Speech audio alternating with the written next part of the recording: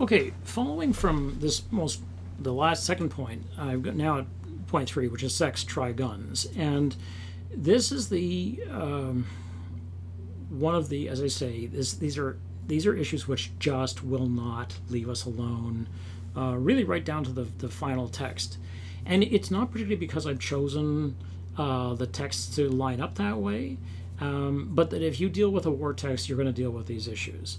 It depends on who's made it. If it's a war text made by a man in North America, it's going to look very, very similar to this. And it doesn't really matter whether it's Fury, one of the more recent films with Brad Pitt and Shia LaBeouf and a bunch of other people, which is about tankers in World War II, or Dunkirk, or whatever it is, it's going to have this through narrative, this through line in it. If it doesn't, it probably was made by a European of some variety: French, German, Italian, whatever, Finnish, Danish, Norwegian, and so on. Okay, so in this section, again, I want to continue with this confusion, discussing this confusion of sex and death, or in this case, the act of an orgasm, a male orgasm, as opposed to men shooting weapons.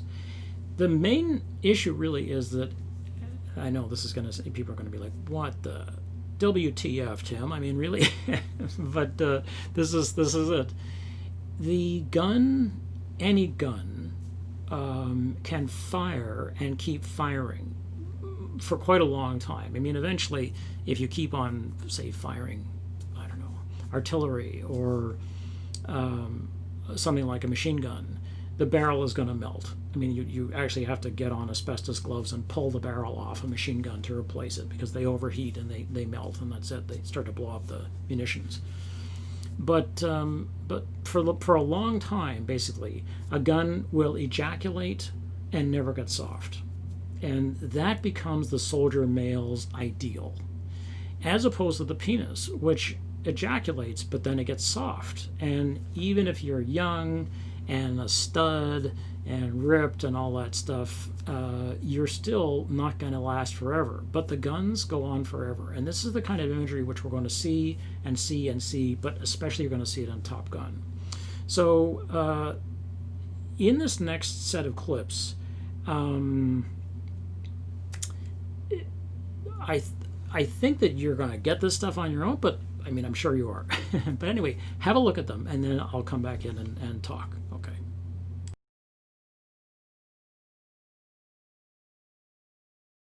We shot down 12 of their jets for every one of ours. During Vietnam, that ratio fell to 3 to 1. Our pilots become dependent upon missiles. They had lost some of their dogfighting skills. Now, Top Gun was created to teach ACM, air combat maneuvering, dogfighting. Gives me a hard on. By the end of Vietnam, that ratio was back up to 12 to 1. Don't tease me. Lines, please. Dead ahead now, 8 miles. Dead ahead now, 8 miles. Wood, you got him? Not yet, I can't see them. They must be close. I'm getting a hard on. Maverick supersonic. I'll be there in 30 seconds. Move your ass, get up here. I'm engaged at 5. Repeat 5, I'm in deep shit.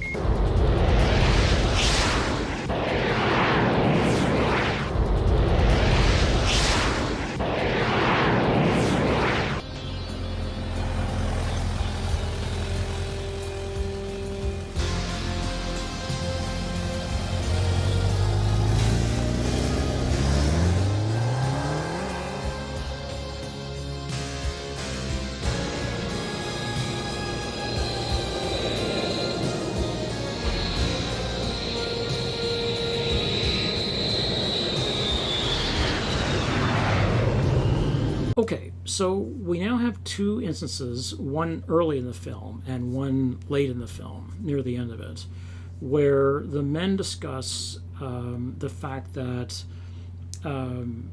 watching the machines in operation gives them a hard-on.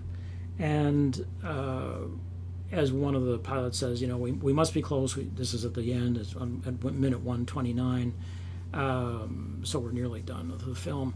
And he says, one of them says, you know, we must be close. I'm getting a hard on. I'm getting a hard on. Okay, so this is the real target-rich environment. When they arrive and the planes are all over the place, and I put that clip in a couple of times so you could see it. It's it's an indication of how little money they actually had to make this film, because they will have gone to the Navy, which had to do all the flying for them. You know, didn't put Tom Cruise in, and all the other guys, all the other dudes, including a very young Tim Robbins, into these aircraft and let them fly. The Navy did the flying, and the Navy, it's all Navy gear. And if you make a film like this, which was used as a recruiting tool by the Navy, when they released Top Gun in the South, and I think in the Midwest as well, the Navy put recruiting booths in the theaters, which was it's allowed. The military is very much present in American life. It's in the post office. It's in if there are any post offices anymore.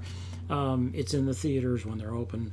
The military is around, and it's seen as very much a benign force, which is for the good of all. It's for our safety, and so on.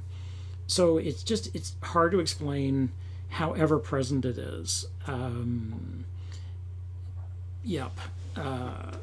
In day-to-day life, that is just expected. That military and militarized sort of organizations like the Boy Scouts and similar kinds of programs are there to train young people of both sexes and all genders. Well, that's increasingly all genders, to get used to being in a chain of command and taking orders and giving orders and so on. Okay, so so they didn't have a lot of money to make the film. But the thing is, if you go to the military and you say, we want to make a film about, and the military is now extremely experienced with this, they will lend you their stuff. They will let you use their stuff if they have the final cut of the film. So if they'll say that you show them the final cut, and they're like, yeah, we like take that out, take this out, and you're like, okay, because if you don't, they won't let you release the film, because they'll say, okay, every shot that has our fighter pilots in it and our planes in it, you can't use those shots. And you're like, okay, so Hollywood is not going to go to war with the Pentagon. So there's these little shots of combat, which you see again, and actually the second time Scott puts a filter on it, so it doesn't look exactly the same. You're like, oh, and it goes by so fast. It's like, this is one little shot of the planes going around. But that's a target-rich environment, right? And then at the very, very end, there's the romance in the air, and so there's always a plane landing somewhere, and there's always a plane taking off somewhere. It's the wonderful world of planes. Because again, if the penis fails you, the equipment will not. The military equipment will not. The military is always hard, always ready. And as I say, I know this is going to sound goofy to you. Just stick with we're at the very beginning of a long narrative about this kind of thing. And this is the sort of obvious part of it. The obvious, as I say, funny part of it. Where you're like, well, I can't believe they did that. Wait.